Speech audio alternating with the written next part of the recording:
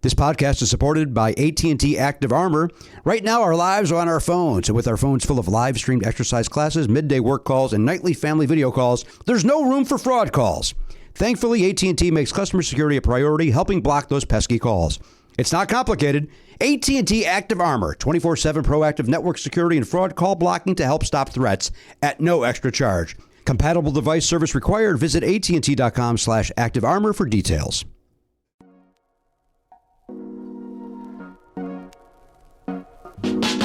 Welcome to the Kottke Ride Home for Wednesday, August 25th, 2021. I'm Jackson Bird. Today, the Paralympic Games kicked off in Tokyo last night. Here's what you need to know and a brief history of the Games. Plus, how did the Pfizer vaccine end up with the brand name Comirnaty? And what were some of the other contenders? Here are some of the cool things from the news today. Last night, the 2020 Paralympic Games officially kicked off in Tokyo with the opening ceremony and parade of nations. The Games will last through September 5th and are comprised of 539 events across 22 different sports, from newcomers badminton and taekwondo to old standards like swimming, track, and wheelchair rugby. The Paralympic Games officially began under their current name in Rome in 1960, but they got their start way back in the 1940s, initially as a way to help rehabilitate civilians and veterans injured in World War II and to improve the way society viewed disabled people. Quoting NPR, German-British neurologist Dr. Ludwig Guttmann, who actually escaped from the Nazis, opened a spinal injury center at the Stoke Mandeville Hospital in 1944 at the request of the British government. At that time in the UK, quote, you were left in hospital to die because the assumption was that you wouldn't have anything to contribute back to society, so you might as well be allowed to slip away, end quote from Baroness Tanni Grey-Thompson, one of Britain's most successful Paralympians who told NPR that in 2012. Guttmann challenged that notion, she explained. And the activities there grew both in scope and intensity. As the International Paralympic Committee, or IPC, put it, in time, rehabilitation sport evolved to recreational sport and then competitive sport. 4 years later, as the 1948 Olympic Games kicked off in London, Guttmann organized an archery competition for wheelchair athletes. The Stoke Mandeville Games went international 4 years later when Dutch ex-servicemen joined in. They became the Paralympic Games in Rome in 1960 and have been held every 4 years ever since. End quote.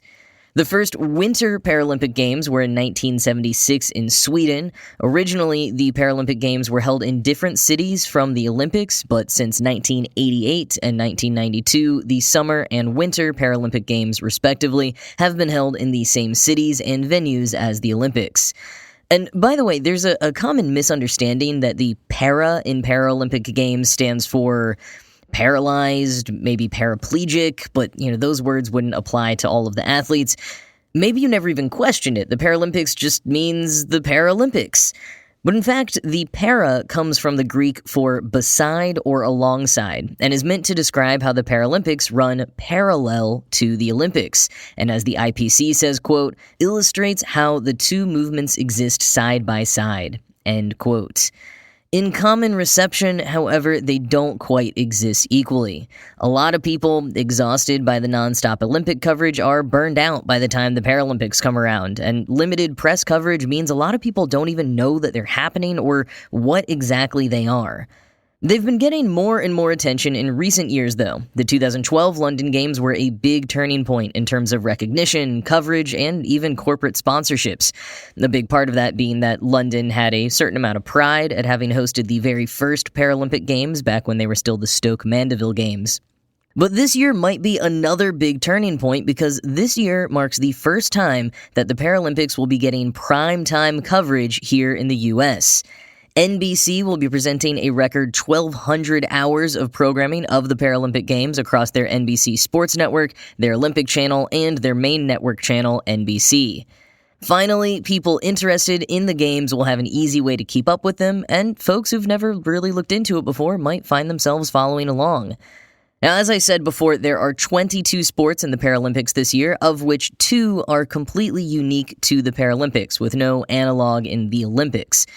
One of those is boccia. Quoting the BBC, the aim of the game is to get your team's ball closer to the white target ball, the jack, than the other team.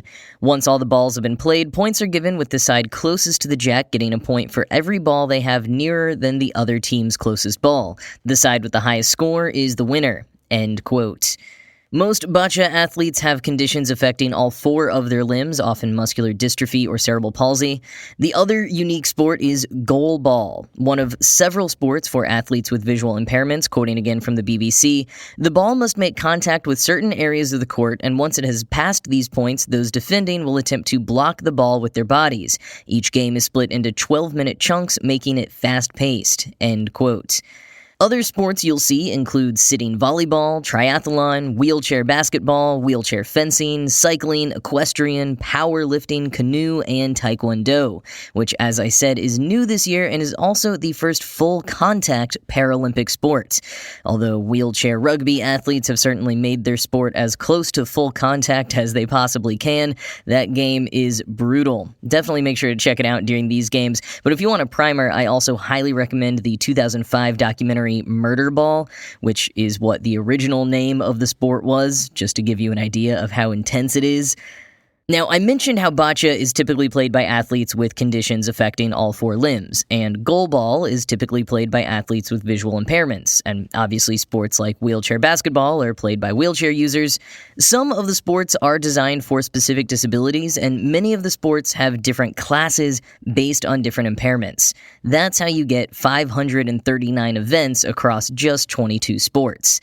Here's how CNN explains the process of classification. Quote, "Firstly, it has to be deemed whether the athlete has an underlying health condition, which has led to a permanent eligible impairment.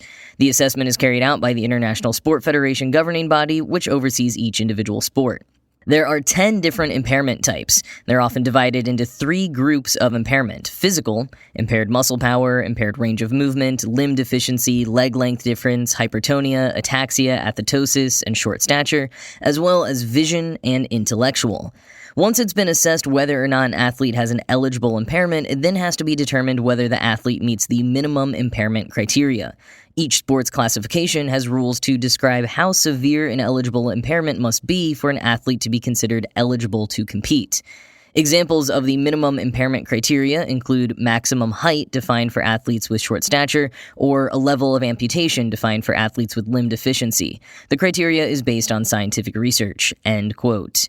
Now, classes don't necessarily mean everyone has the exact same impairment, just that they can compete at similar levels in that particular sport. So, for example, some sports like ice hockey and weightlifting have just one class, while the track events have 20 different classes. But just like with the Olympics, you don't have to understand all of the rules and regulations to enjoy watching the competition. And even with the limitations and risks continuing from the pandemic, the 2020 Paralympic Games are shaping up to be one of the best yet. Outsports reports that a record number of openly LGBTQ+ athletes are competing this year, twice as many as at the last Summer Games, and NPR reports that these games also have the most women athletes ever. As of recording, Australia and China are at the top of the medal board, but we still have almost 2 weeks to go, and I am excited to watch all the athletes shine in much-deserved primetime coverage here in the States.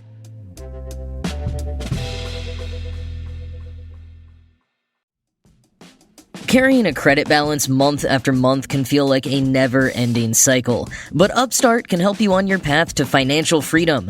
Upstart is the fast and easy way to pay off your debt with a personal loan, all online. You can pay off credit cards, consolidate high-interest debt, refinance your car, or fund personal expenses with a fixed monthly payment. All it takes is a 5-minute online rate check, and then you can see your rate upfront for loans between $1,000 to $50,000. And after accepting your loan, you can receive funds in as fast as one business day. And Upstart doesn't just look at your credit score. They consider your income and current employment to help you find a smarter rate. Because Upstart knows that you're more than just your credit score and is expanding access to affordable credit. Find out how Upstart can lower your monthly payments today when you go to upstart.com/Kottke. That's upstart.com/Kottke. Don't forget to use our URL to let them know we sent you. Loan amounts will be determined based on your credit, income, and certain other information provided in your loan application. Go to upstart.com/Kottke.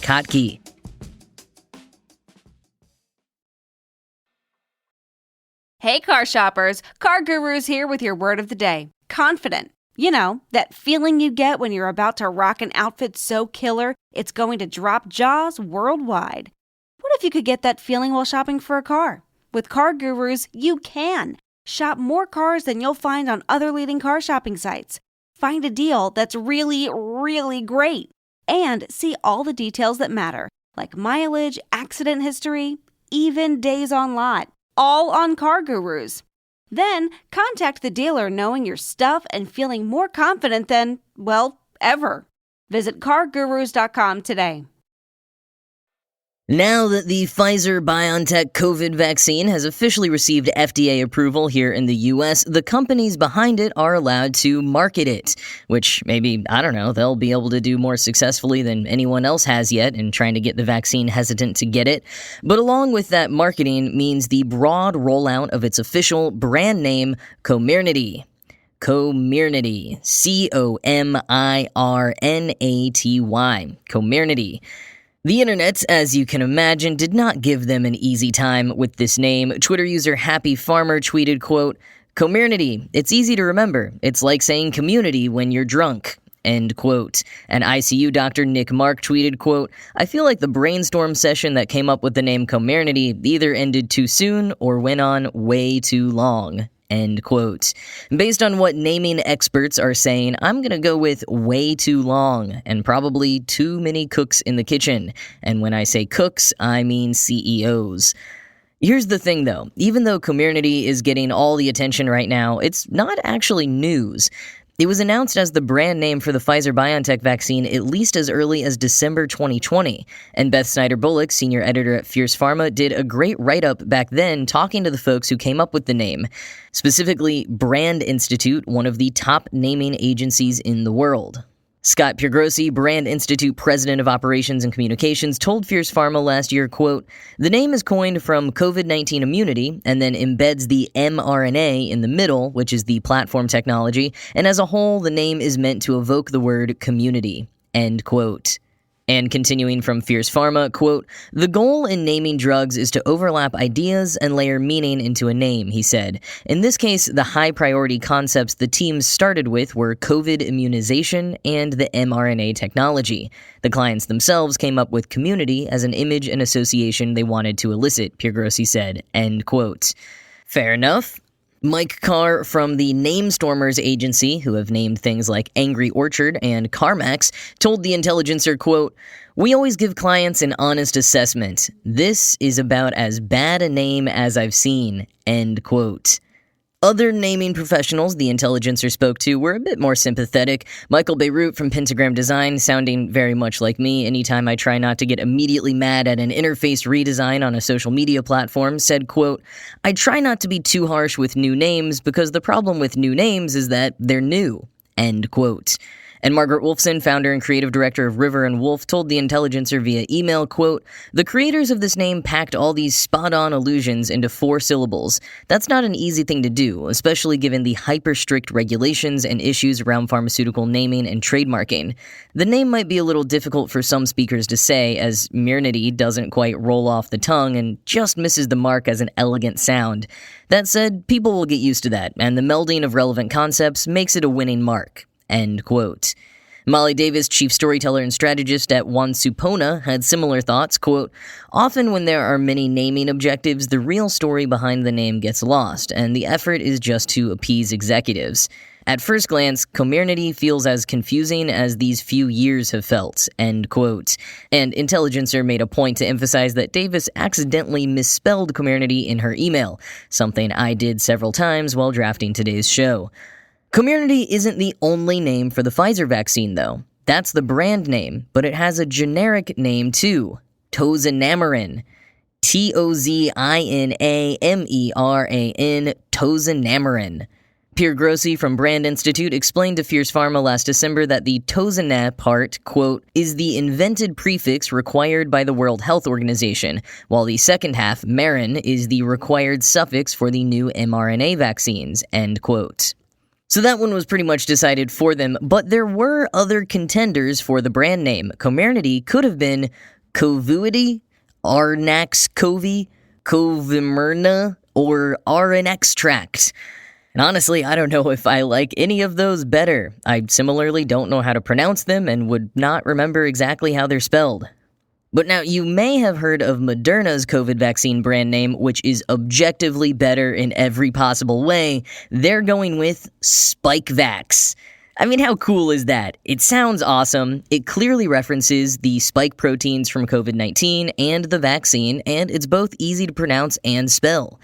Spikevax, spelled Spikevax, beat out other ideas from Moderna, including Spikevax, spelled with a Y instead of an I, mRNAvax, Mvax, COVID-Mvax, and COVIDvax. They also, and this is a big yikes, back in January of 2020, Moderna filed for 4 different names with the patent office that used the city of Wuhan's name, including WuhanVax and Wuhan Corona Mvax. Fortunately, those are listed as abandoned, according to Fierce Pharma. Now, the Johnson & Johnson vaccine hasn't announced a brand name just yet, and hopefully they are still workshopping because their filed trademarks as of last fall were Rezimnav, Fampelsin, Akvzin, Jacovdin, Ovsindin, and Jacovav. I mean, what even? Also, according to the Intelligencer, BioNTech has a bunch of other possible names that they're sitting on for other medications, including Ribosphere and Bladder Typer. Just incredible. And Intelligencer makes a point that for these companies, these names represent a bit of a rebrand. You know, we've memorized the sponsor names of the vaccines. We have associations with them. Beirut told Intelligencer, quote, Pfizer is kind of the Coca-Cola. Moderna feels a little like Pepsi. J&J ended up being like RC Cola, an off-brand funny thing, end quote. Maybe that's why Moderna felt it had to go with the super cool Spikevax, since it thought it was playing second fiddle to Pfizer's Coca-Cola. And while, like the naming experts said, the companies themselves had the ultimate say, it is interesting to note that the naming agency Brand Institute came up with all of these, not just Pfizer-BioNTech, but also Moderna and AstraZeneca. Their website proudly announces that they're behind all of the thus far publicly announced COVID-19 vaccine brand names. And for the record, AstraZeneca's is Vaxzevria. Vaxzevria. And you know, at this point, I don't even know what to say about that. The Verge makes a good point about all the hoopla and discourse surrounding these names and the implied pressure the naming agencies are under. Quote, the names are goofy, but the absurdity is highlighted because other than during our dark pandemic era, when would anyone notice the brand name of a vaccine? We're at a perfect intersection of having enough time to care, enough fear to obsess, and enough nihilism to laugh. Remember this next year when new flu shot brand names drop. Afluria 2 will need your attention. End quote.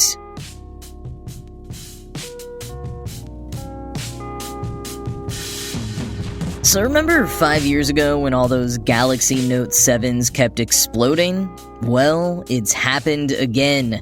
More worryingly, it happened to a different model. Someone's Galaxy A21, a budget-friendly Samsung smartphone that debuted in the US last year, overheated and began sparking on Alaska Airlines Flight 751 from New Orleans to Seattle earlier this week.